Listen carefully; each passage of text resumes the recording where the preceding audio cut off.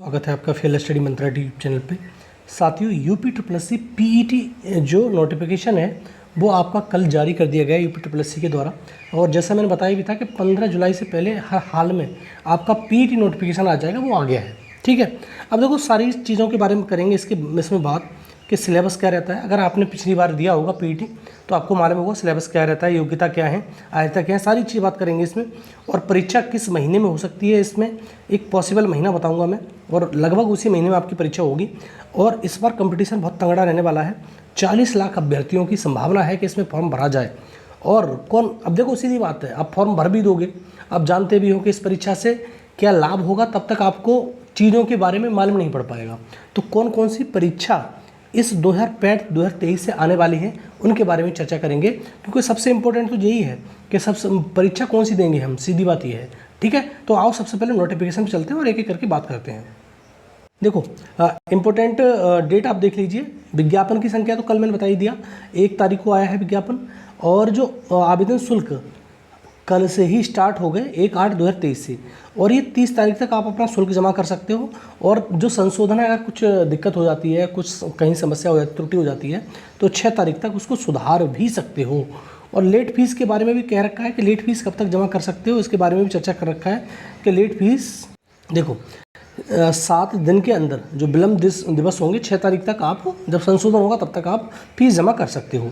अब देखो इसमें कोई भी आपको ना तो धरना प्रदर्शन करना है ना कुछ करना है, ये परीक्षा अपने आप होती रहेगी।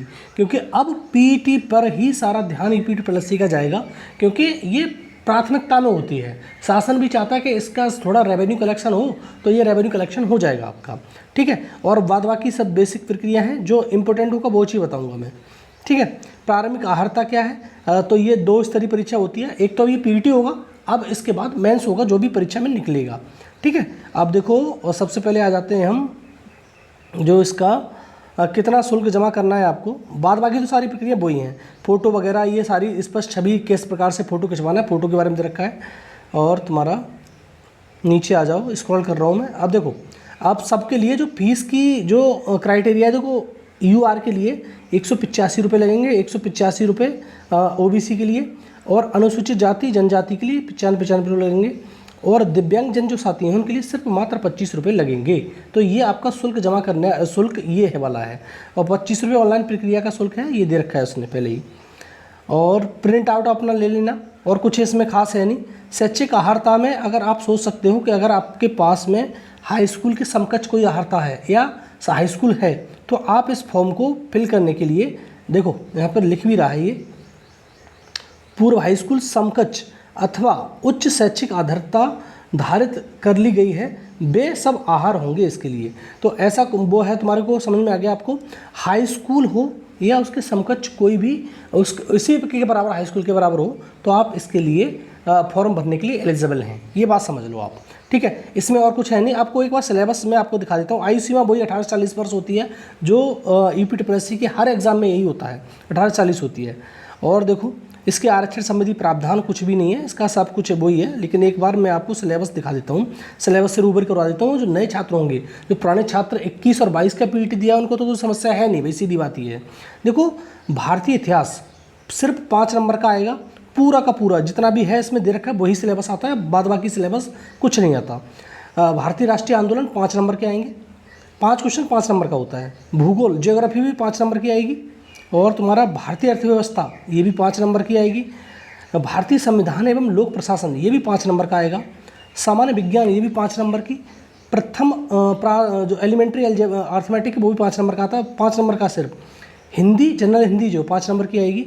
और तुम्हारी सामान्य अंग्रेजी भी 5 नंबर की आएगी। तर्क शक्ति 5 नंबर की आएगी। हाँ, अब यहाँ से जो स्टार्ट होगा 10 नंबर का। करंट अफेयर आपकी 10 नंबर की। सामान्य जागरूकता 10 नंबर की, करंट अफेयर में मान सकते हो उसको, या स्टैटिक जीके कह सकते हो, 10 नंबर की आएगी। और तुम्हारी अपठित गद्यांश जो होता है वो 5-5 नंबर के 2 आते हैं।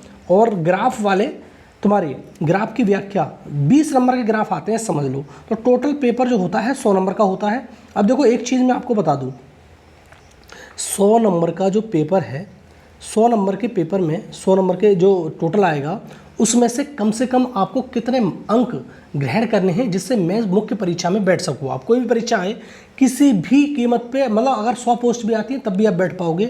तो आप लगभग 75 से लेकर 85 तक अंक प्राप्त करोगे, तब ये आपको हासिल हो पाएगा। जैसा मैंने पहले ही बताया था, 75 से लेकर 85 के बीच में आओ, आपको ज़्यादातर कंडीशन में मेंस परीक्षा देने का मौका मिलेगा।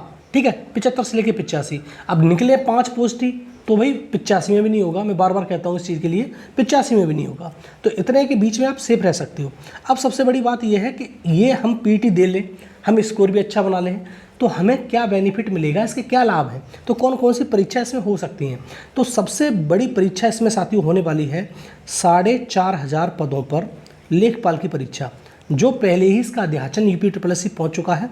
4500 पदों पे, 5000 पदों पे भी हो सकती है, बड़ी परीक्षा होने वाली है इसके थ्रू। ठीक है, अब तुम कहोगे अभी तो ये 8085 पद पूरे नहीं हो पाए, मान ले मैं साथियों, लेकिन जो लेखपाल संघ है बार बार कह रहा है कि हमारे पास जो लेखपाल है उनकी कमी है, तो जल्दी से जल्दी परीक्षाओं को मतलब ज्वाइनिंग दीजिए। तो 4500 पद तो ये हो गए जो इंपॉर्टेंट है आपके लिए, जो बड़ी उसमें आएगा।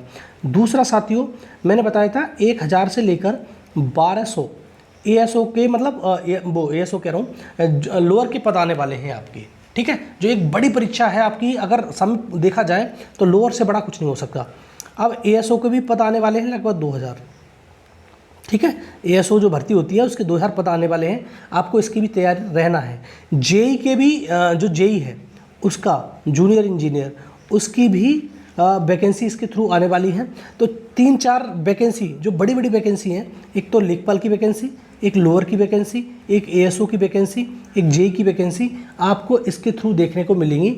इसके लिए आपको तैयारी करनी चाहिए। अब आपको समझ में आ गया होगा, और इसमें कुछ नया नहीं है। आज आप फॉर्म अभी से भरना स्टार्ट कर दें, अगर आप नए हैं तो अभी से पढ़ना स्टार्ट कर दें, और मैं आपको प्रैक्टिस कराना शुरू करूंगा, और सिर्फ प्रैक्टिस के आधार पर ही आप अच्छे नंबर पा सकते हो। ठीक है साथियों, तो ये है वीडियो कैसा लगा, और अच्छा लगता है तो साथियों लाइक कर दिया करो, शेयर कर दिया करो, और चैनल पर पहली बार अगर आते हो तो चैनल को सब्सक्राइब करके रखो। ठीक है साथियों, धन्यवाद।